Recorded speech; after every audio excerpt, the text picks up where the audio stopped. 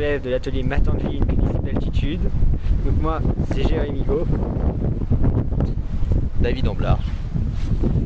Volodya Kluzinski et Gaspard Cousin.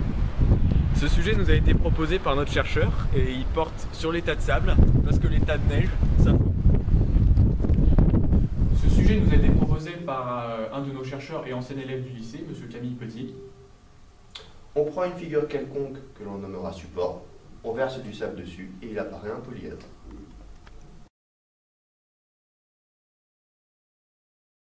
Dans cet exemple, il apparaît 2 sommets et 5 arêtes.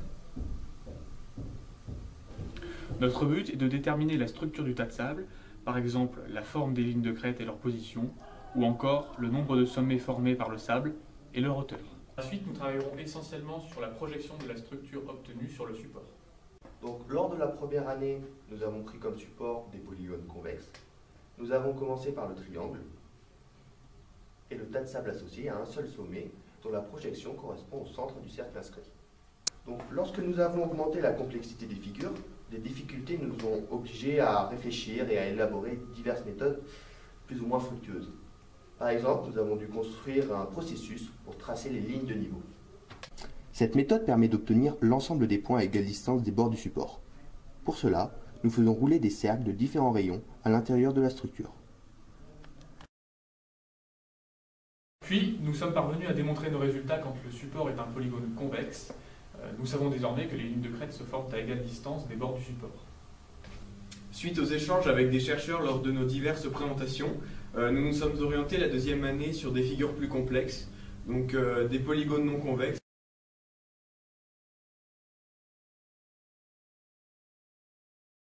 Ou encore la Lune. Donc c'est en étudiant ces figures particulières que nous avons compris le grand intérêt des points à égale distance. Donc sur une figure comme celle de la Lune, les lignes de crête sont à égale distance des arcs de cercle. C'est ainsi que nous avons orienté nos travaux de recherche sur l'ensemble des points à égale distance de deux objets mathématiques simples, comme des points, des droites ou des cercles. Nos résultats donnent par exemple des coniques, c'est-à-dire des ellipses, des branches d'hyperbole ou des paraboles. Depuis le mois de septembre, nos travaux ont un aspect beaucoup plus théorique.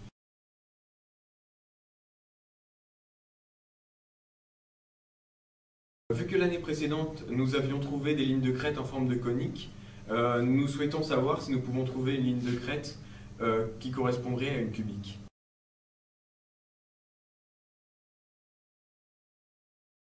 Tout naturellement, nous avons regardé l'ensemble des points à égale distance de 2 cubiques, mais les recherches expérimentales et théoriques s'avèrent plus compliquées que ce que nous pensions. À cause de la complexité de la tâche, nous avons simplifié notre problème. Nous avons cherché l'ensemble des points à égale distance d'un point et d'une cubique. Cette tentative n'a pas été fructueuse, alors nous avons dû ressortir du placard la méthode des lignes de niveau. Là encore, nous avons rencontré des difficultés. Nos chercheurs nous ont conseillé de traiter le problème à l'envers, c'est-à-dire que nous considérons la fonction x³ comme la ligne de crête et nous recherchons les bords du support qui correspondraient à celle-ci. Durant 1 heure par semaine, nous découvrons les mathématiques d'une autre façon, beaucoup moins scolaire, en endossant le rôle d'un chercheur. C'est ainsi que nous conjecturons, démontrons, construisons des maquettes pour nous aider à mieux comprendre le problème. Nous sommes épaulés par nos professeurs ainsi que par nos chercheurs. Leurs nombreuses venues au lycée ou les échanges par vidéoconférence permettent d'avoir une nouvelle approche des problèmes que nous rencontrons. Grâce à Math en Ligne, nous avons eu l'occasion de participer à plusieurs forums ou congrès.